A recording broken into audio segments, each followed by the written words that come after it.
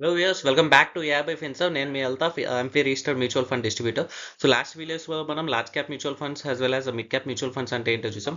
ఈ వీడియోలో మనం కంప్లీట్గా స్మాల్ క్యాప్ మ్యూచువల్ ఫండ్ అంటే ఏంటో డిస్కస్ చేస్తున్నాం. సో అసలు first small cap mutual fund అంటే చూద్దాం.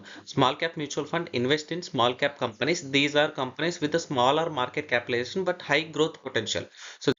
So what is small cap fund? Small cap mutual fund అంటే ఏంటి? సో ఇక్కడ మనం సింపుల్గా చెప్తానండి. Companies ranked between 251 to 500 ranking ఉన్న కంపెనీస్ని మనం స్మాల్ క్యాప్ కంపెనీస్ కింద తీసుకుంటాం. అంటే 251 to 500 ranking as well as market capitalisation ఉన్న కంపెనీస్ని మనం స్మాల్ క్యాప్ కంపెనీస్ కింద కన్సిడర్ చేస్తాం. సో దీంట్లో ఫండ్ మేనేజర్ ఈ కంపెనీస్లో ఎలా ఇన్వెస్ట్ చేస్తాడు? సో సింపుల్ అండి.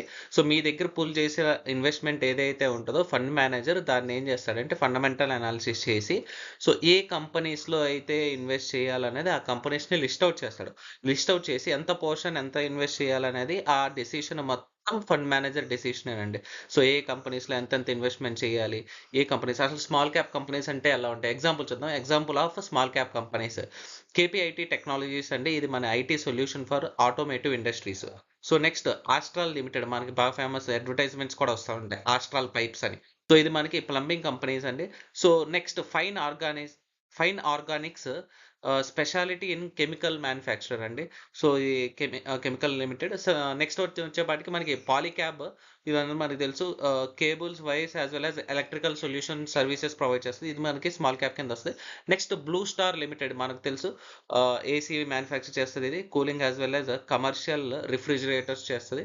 నెక్స్ట్ టిమ్కిన్ టెక్నాలజీస్ అండి. సో ఇది వచ్చేపాటికి మనకి ఇంజనీరింగ్ బేరింగ్ మ్యానుఫ్యాక్చర్ అండి. ఇంజనీరింగ్ బేరింగ్ మ్యానుఫ్యాక్చర్ చేస్తుంది ఈ కంపెనీ వచ్చేపాటికి మనకి. సో ఈ ఇట్లాంటి కంపెనీస్ని ఐడెంటిఫై చేయటం ఫండ్ మేనేజర్ డ్యూటీ అండి. సో అతను ఏం చేస్తాడంటే మార్కెట్లో లిస్ట్ అయిన 251 to 500 ర్యాంకింగ్ ఉన్న కంపెనీస్ని ఐడెంటిఫై చేసి ఆ కంపెనీస్లో ఇన్వెస్ట్ చేస్తాడు. ఆ కంపెనీస్లో ఈ కంపెనీస్ ఉన్నాయంటే చెప్పలేమండి. నేను జస్ట్ ఎగ్జాంపుల్ కింద చెప్పాను.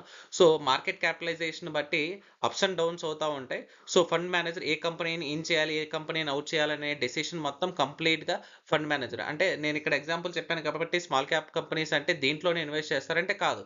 ఫండ్ మేనేజర్ పర్స్పెక్టివ్లో ఈ కంపెనీస్లో దేంట్లో అయితే ఫండమెంటల్ స్ట్రెంగ్త్ ఉంటుందో, ఫ్యూచర్లో మీకు ఏ కంపెనీ అయితే బాగా రిటర్న్ ఇవ్వగలదో, సో అట్లాంటి కంపెనీస్ని ఐడెంటిఫై చేసి దాంట్లో ఇన్వెస్ట్ చేస్తాడండి. మీరు స్మాల్ క్యాప్లో ఇన్వెస్ట్ చేయాలంటే you should need to hold your investment nearly 10 to 20 years మధ్యలో నేను నా ఇన్వెస్ట్మెంట్ని కదపను అనుకుంటే స్మాల్ క్యాప్ కంపెనీస్ని ఇవ్వండి. సో సో ఒక్కటి ఇన్వెస్టర్స్ మాత్రం ఒక్కటి గుర్తుపెట్టుకోవాలండి. ఈ రోజు స్మాల్ క్యాప్ కంపెనీసే రేపటి మిడ్ క్యాప్ కంపెనీస్. ఈ రోజు మిడ్ క్యాప్ కంపెనీసే రేపటి లార్జ్ క్యాప్ కంపెనీస్. అది గుర్తుపెట్టుకోండి. అంటే స్మాల్ క్యాప్లో ఇన్వెస్ట్ చేసామంటే స్మాల్ క్యాప్లో అన్ని సక్సెస్ అవ్వండి. స్మాల్ క్యాప్లో అన్ని కంపెనీస్ సక్సెస్ అవుతాయి అంటే చెప్పలేమండి. స్మాల్ క్యాప్లో మీ ఇన్వెస్ట్మెంట్ లాంగ్ టర్మ్లో గ్రో అవుతుందండి. నేను ఇవాళ పెట్టేసి ఇన్వెస్ట్మెంట్ రేపటికి నాకు డబుల్ అవ్వాలంటే మ్యూచువల్ ఫండ్లో అట్లా ఎప్పుడు జరగదండి. వాళ్ళ ఇన్వెస్ట్మెంట్ మీకు రేపు డబుల్ అవ్వదు.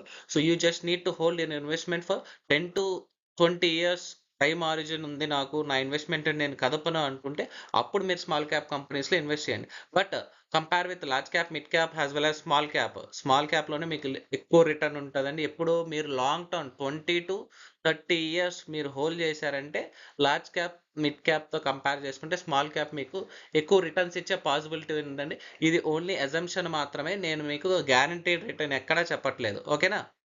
Why only ARB Finserv? So ARB Finserv మీరు ఎందుకు చూస్ చేసుకోవాలంటే, so I'm AMFI registered mutual fund distributor empanelled with nearly 20+ top mutual fund companies in India అండి. సో మనం దీంతో పాటు health insurance as well as term insurance కూడా చేస్తామంటే మన దగ్గర మంత్లీ ఇన్వెస్ట్మెంట్ ప్లాన్స్ జస్ట్ 500 దగ్గర నుంచి స్టార్ట్ అవుతాయండి.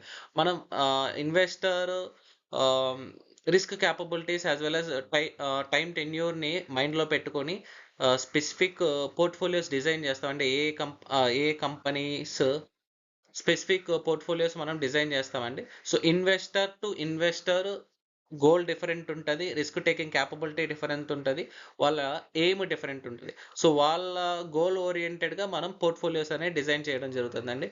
So if you want to associate with us, please do contact this number.